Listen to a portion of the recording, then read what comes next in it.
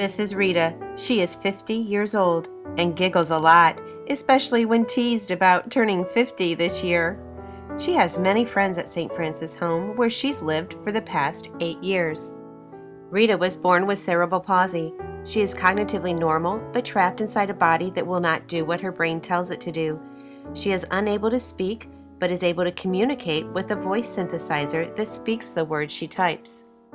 Cerebral palsy has no known cure, and medical intervention is usually limited. Those with the condition are encouraged to live life as independently as possible, and that is exactly what Rita does at St. Francis Home. Rita is a happy woman, glowing from the love of her fiancé, Carl. When he saw me, he fell in love with me, says Rita, and that was over 20 years ago. Carl helps Rita live a normal life.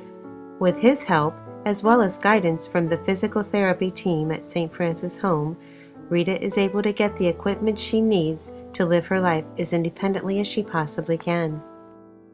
Rita has the love and strong support of her family. Her mother, Loretta, recalled the difficulty in finding proper education for Rita back in the 1960s, and the family's agonizing decision to send Rita at the age of 10 to a special school in North Dakota. She returned years later, however, and graduated from Mohawk High School. Rita is a determined, strong-willed woman, but is unable to do much of anything that most 50-year-old women take for granted. She needs someone to dress her, to feed her, to help her from one chair to another, to help her to get up in the morning and to go to bed at night. But that doesn't get Rita down. Nurse Tammy Krupp says Rita loves to have fun, and she cares deeply about the people who live here. Rita is very kind-hearted, says Tammy. She's such a big part of everyone here. Cindy Peacock says Rita is just one of the girls. We include her in as much as we can. I don't think anyone thinks of Rita as a resident. She has a marvelous sense of humor, teasing me and others as she knows she can. It's easy to see that Rita is a favorite among staff. When asked about living at St. Francis Home, Rita grins and chuckles as she types, "I love it here." In 1869, following the Civil War, pastor of St. Joseph Catholic Church, Father Joseph Bin, along with a local widow, Mrs. Elizabeth Schaefer, founded a community of sisters whose mission was to care for the orphans and older adults. The sisters' mission to the elderly continues to this day, providing residency for over 170 people. Regardless of one's income, regardless of one's assets, St. Francis Home exists to create a community where each individual can live life fully. In a 2009 resident satisfaction survey conducted by the Ohio Department on Aging, St. Francis Home ranked among the top 6% in the state, higher than any other nursing home in the area. That tells us that we are providing an environment in which people feel warmth, compassion, and love. Gus Terry recalls his story when his wife Esther was a resident for over 8 years at St. Francis Home. We took her out to St. Francis after about a week at the hospital for therapy, but she just couldn't make it. The Alzheimer's was working on her, she was forgetful. That's why I said we'll dump our volunteer work. We was extraordinary Eucharistic ministers for St. Joe's for 10 years. We take communion to the shut-ins, But she never recovered from it as a graduate. And it got so that finally she didn't walk. They used to walk her down the halls, and I used to keep track of how many feet she would walk every day. It was getting less and less. She was bedridden in the chair, and the Alzheimer's just kept coming. And finally, she couldn't talk anymore. But she knew what I was talking about. I could talk to her, and she would know. I could tell. I used to take her a little glass of cherry juice every evening, and the last time, the day before, it was the 20th of July, I would touch the straw to her lips, and she wouldn't know. In other words, that's enough. But when she went to supper, they said she ate all her supper. Every bit of it. At 10 o'clock, the nurse called and said, "Esther's starting to stress, you better get out here." She went in St. Francis on the 27th of November, 2001. And it would have been 9 years by November 27th of this year. 8.5 years. She got good care out there. I was there to be Esther's guardian, her right-hand man. I said that on October 25th, 1947. I said I would be by her side. And I meant it. I knew what I was saying. She was my heart. I told her many times that she's my Queen Esther. And then graduates downhill. She just graduated down. But I stuck by her side because I love that girl.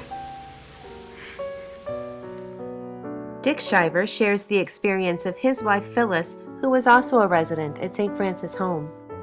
Early in her stay, they put her in a wheelchair where she could propel herself by her feet. She would go up and down the corridors on the 3rd floor. If the door was open, she would chug right into the person's room and have a little visit. When I heard about that, I said, "Isn't that intrusive? They don't even know her, some of them." And we started asking around, and one woman said, "I don't have any visitors except Fifi. I love having her come in." And other people said, "Why, she cheers us up. She cheers up us grouchy ones. We love her." So I stopped complaining and asking about Fifi being intrusive. Another person said, "Oh no, when we take a nap, we can close our door. Then she knows not to come in." But what a hidden blessing came to the surface. All at St. Francis. Jenny Kidwell, an LPN, is the daughter of Karen Hager, a nurse aide, and they have been working together at St. Francis Home for 14 years. Karen says she wanted her daughter to have a better life than she did and provided Jenny with the opportunity and encouraged her to finish nursing school. Karen says she never dreamed Jenny would one day become her boss. Jenny is a compassionate nurse. She feels good when she makes a difference in someone's life, whether she's notifying the doctor of a change in a person's condition or making sure a resident has a bag of ice instead of a gel pack because that's what he likes. Jenny cares about the people she serves at St. Francis Home. Maxine says Karen and Jenny are fun to be around, and she considers them part of her extended family. "I have a sense of humor," says Maxine, "and I like to be around someone like that. I like living in a place where I can have a good time." This mother-daughter team provides a unique sense of family to those they serve. They are dedicated to the residents and to each other, rarely missing a day of work, which provides continuity and care, and that is something so important in a person's daily routine.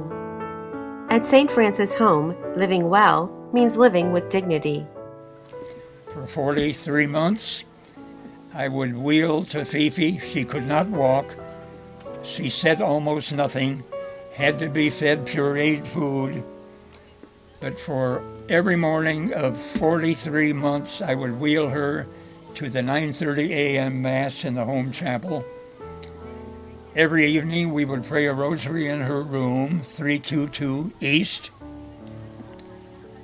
And then we would go through a list of more than 50 petitions that friends and other people at St. Francis Home would give us, and we would recite those petitions after our rosary. I have to say, for everything that we were doing and had gone through, you could not find a more beautiful way of life than Fifi and I had for 43 months at St. Francis. It was wonderful. It lifted us both. And on the evening when she died, I had my cheek right next to hers. And when she took her last breath, I didn't feel a sense of tears. I didn't feel a sense of grief. The only feeling I had was one of joy, one of exhilaration, and being so close to her at this marvelous moment when she left our life and ascended to her eternal reward in heaven. I had to say, life does not get any better than that. And what a thrill to experience that and have that attitude. And here I am 2 months almost to the day since she left us, and I still feel joy at our whole life and how she left. I hope my voice clouds up a little. I hope it comes clearly, and you can see the expression on my face. This has been a wonderful deal out here at St. Francis, and the people love the people they take care of. It's not just a job, it's a vocation, it's a ministry, it's a living, and they love my feet.